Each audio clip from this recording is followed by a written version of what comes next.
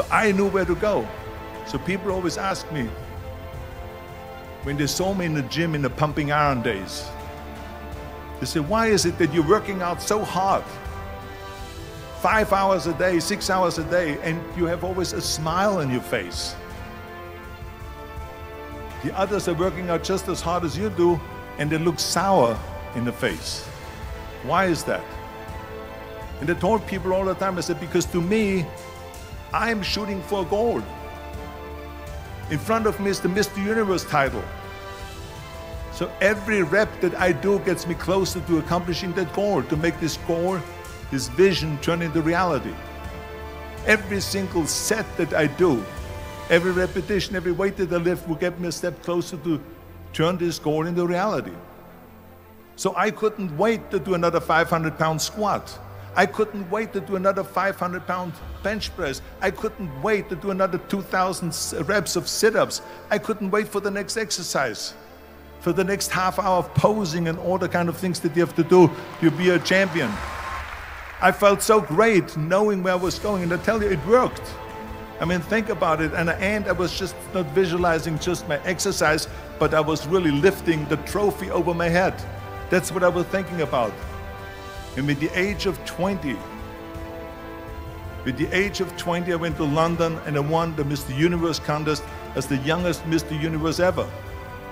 And it was because I had a goal.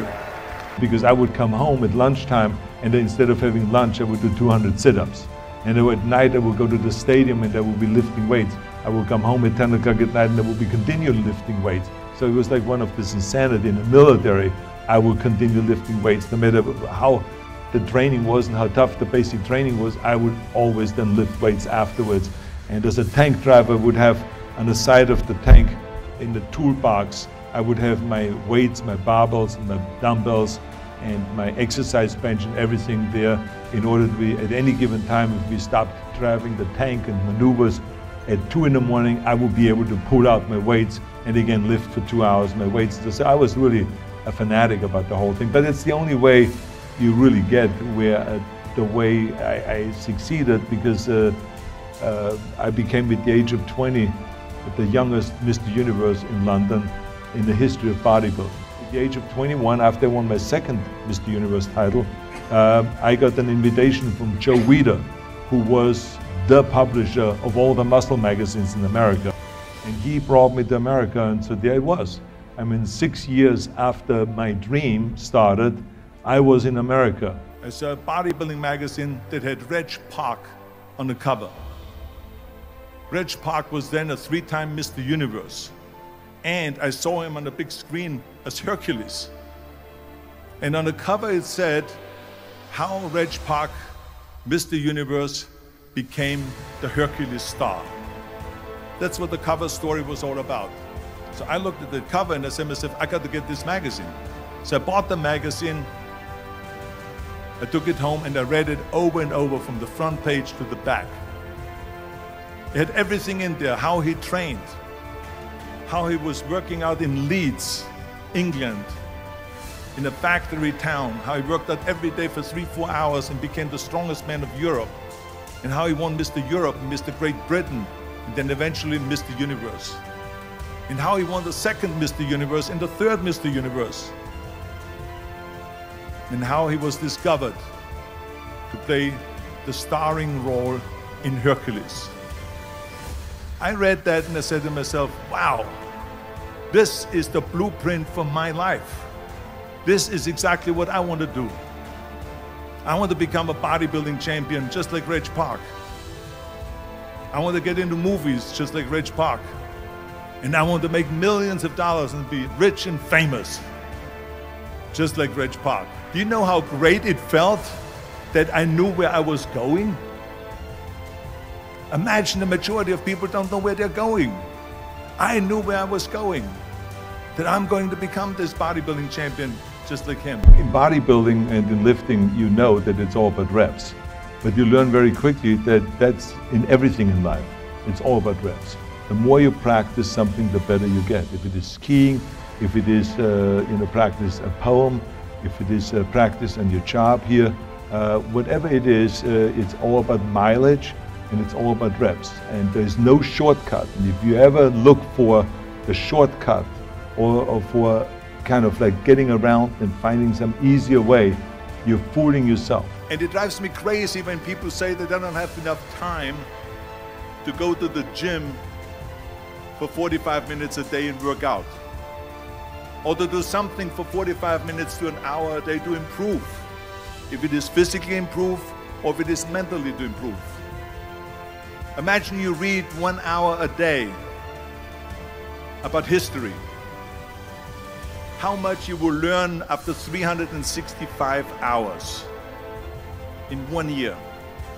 Think about if you study about the history of musicians, of composers, how much you would know. Imagine if you would work on a business, on some business that you want to develop every day for an hour.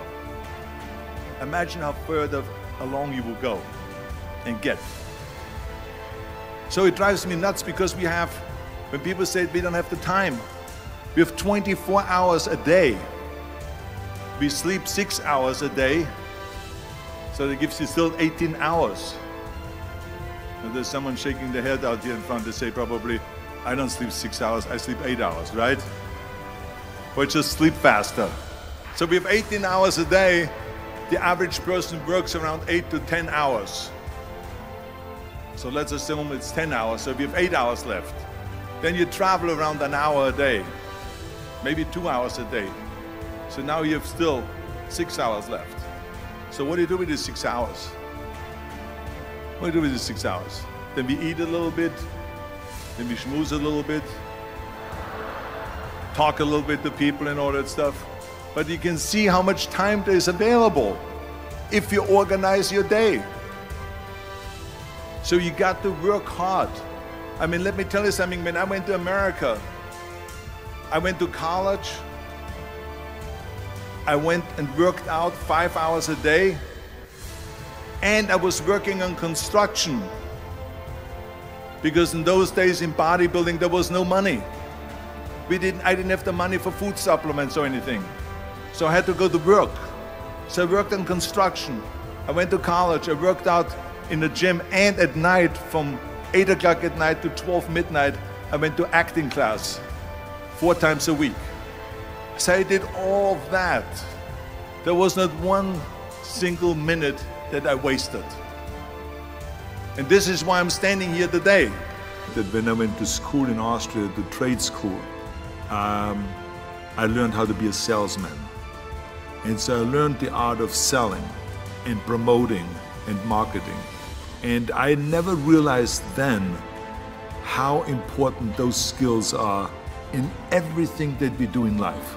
It doesn't matter if you're an artist, a painter that needs to market his paintings, or if you're an athlete and you have to invest money and look over your business manager, because, you know, as you can see all the time, how athletes get screwed all the time by all of a sudden someone saying to them, well, we don't have any more money, you know, because the business manager ran off with the money. Entertainers that are broke and cannot even pay their taxes and so on. So we see that all the time. So I did not realize then how important it is to have a business mind and to be able to sell and to market and promote and publicize and all of those things. And those skills that I've learned then in school were important to me my whole life. And so I developed a certain skill and a nose for real estate, for instance. When I came to America, I looked around and I was training down in Venice. And Gold's Gym was in Venice. And as I was driving through Main Street, and I saw always, you know, the drunks and the homeless and the drug addicts lying around down the street and so on. And I said to myself, you know, one day I see this street becoming a busy business street with restaurants and shops and all this. I see it differently 10, 20 years from now. And I started buying up buildings there. And sure enough, within a few years' time, the property went up double, triple, quadruple. And I started buildings that I bought with 3 houses in the back for $450,000. I would sell 3 years later for $2.3 million. Well, let me tell you something. Don't be afraid of failing, because there's nothing wrong with failing. You have to fail in order to climb that ladder. There's no one that doesn't fail.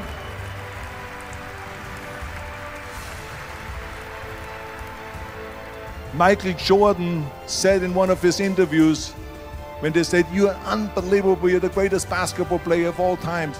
I mean, tell me about that. And he says, "Well, you're just mentioning the successes." But he says, for me to become the greatest basketball player, I missed 9,000 shots when I was playing basketball at the NBA games. So during these games that he was so successful, he missed 9,000 shots. Does it make him a failure? No. He's one of the greatest basketball players of all times, but he failed 9,000 times. You get it? We all fail. It's okay. What is not okay is that when you fail, you stay down. Whoever stays down is a loser. And winners will fail and get up. Fail and get up. Fail and get up. You always get up. That is a winner. That is a winner. I failed in bodybuilding. I lost bodybuilding competitions. I lost powerlifting competitions. I lost weightlifting competitions. I had movies that went in the toilet and that were terrible and got the worst reviews. And in politics, I remember I had many of the initiatives on the ballot, and we lost. My approval rating in California went down to 28%, and then it went back up again, and they won again the governorship. Hey, we all lose. We all have losses. This is okay, and this is why I say don't be worried about losing, because when you're afraid of losing, then you get frozen. You get stiff, you're not relaxed. You got to be, in order to perform well in anything, if it's in boxing or if it is on your job or with your thinking, is only happening when you relax. So relax.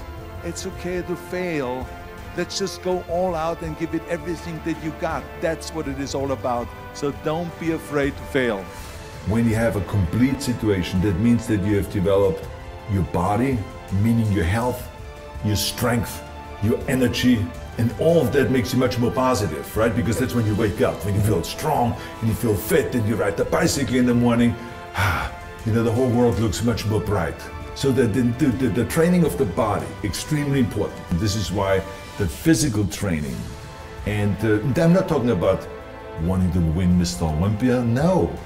We're talking about just take some light weights and do your reps. Pump up the body, you know, and get some blood in there. Then go and run. Go and run the stairs. Go and exercise. Go to a yoga class. Do some weight training. Or when you have kids, go out and play sports. You know, just go football playing and go soccer playing and tennis playing and this and that. Whatever you can, that is what creates kind of life in you and therefore more enthusiasm, and you have a much more positive outlook in life. So whenever someone said to me, it can't be done, I heard it can be done. When they said no, I heard yes. And when they said it's impossible, I heard it is possible. Because I am a strong believer. I'm a strong believer of what Nelson Mandela said, that everything is always impossible until someone does it. Well, I'm going to be the one, I said to myself, I'm going to do it and I'm going to show it to them. Maybe it has never been done before. That's perfectly fine with me. But I'm going to do it. And I did not listen to the naysayers. The same was also when I went into, not just in bodybuilding, they said no. When I wanted to come to America, when I wanted to go to America, they said it's impossible. There's no money that you have to fly even over there. You have no money when you go over there to live with. And what do you think, they're going to wait for you? There are plenty of big bodybuilders over there. It was all no, no, and it can't be done, it's impossible. And I remember then the same thing happened also when I went into the show business. Can you imagine? I was now a bodybuilder, I weighed 250 pounds, I was Mr. Olympia 6 times, I was Mr. Universe 5 times, and Mr. World and Mr. International. I won 13 World Bodybuilding Championships altogether. And now I said to the agent, the Hollywood agent, I want to get into movies. He said, that's funny, Arnold. I asked a studio executive, I say, I want to get into movies. I want to be a leading man. He started laughing. So they all say it's impossible. I said, why is it impossible? He says, because look at how big you are. You weigh 250 pounds. Hercules bodies and muscular bodies weighing 20 years ago. 20 years ago they did Magista and they did all these Samson movies and Hercules movies and stuff like that, but not anymore. Arnold, this is the 70s. Do you know the sex symbols today? It's Al Pacino. He weighs 150 pounds. It's Dustin Hoffman. He weighs 146 pounds. And guess who else is a sex symbol? Woody Allen. So imagine they're telling me now that those are the new sex symbols. So do you ever forget about it? And then they told me, this, and your accent, even if you reduce all your body weight and everything and have a normal body, your accent. I said, your accent, I mean, it will go give people goosebumps. With the German accent, it will get people the creeps. They will get scared. He says, no one in Hollywood ever has become a leading man that had an accent. Doesn't happen. People in America want to hear their actors talk like John Wayne, or like Burt Reynolds, or like Clint Eastwood. Not like someone on Hogan's Heroes or something like that. Some Nazi movie. That's the kind of stuff that they heard. They said, no, you see, it's impossible. And plus your name who can pronounce Schwarzenegger or something like that. No one can pronounce that, so forget about it, Arnold. This is the kind of thing that I heard. Imagine, you go from studio executive to studio executive, from agent to agent, from manager to manager, and they all said exactly the same thing. Now that's very encouraging, isn't it? But you know something? I didn't give a shit, because I believed that I can be a leading man. I believed that I could be another Clint Eastwood, or another Burt Reynolds, or another Warren Beatty, or whatever those characters were, Charles Bronson and so on. I believed that I could be those people. I said, there's enough room on that ladder that I can fit up there. And I looked back again and learned from what I learned in sports. In my case, in bodybuilding. It's all about the hard work that you put in. I said to myself, in bodybuilding, I worked out 5, 6 hours a day. I'm going to do the same thing now for acting. And of course, I went to college to study English. I studied voice, accent removal, acting classes, and all of this stuff, all day long. I worked and I worked and I worked. And within a short period of time, I made one movie called Hercules in New York, which of course went right into the toilet. But it didn't discourage me. I still had the same vision. And then all of a sudden I did Streets of San Francisco. I did Stay Hungry and Pumping Iron and The Villain. And then all of a sudden I was asked by Dino De Laurentiis and by Universal Studio, biggest studio, to star in Conan the Barbarian. And after I did Conan the Barbarian, the director at the press conference said to the press, the director was John Milius. He said to the press, if we wouldn't have had Arnold, we would have had to build one.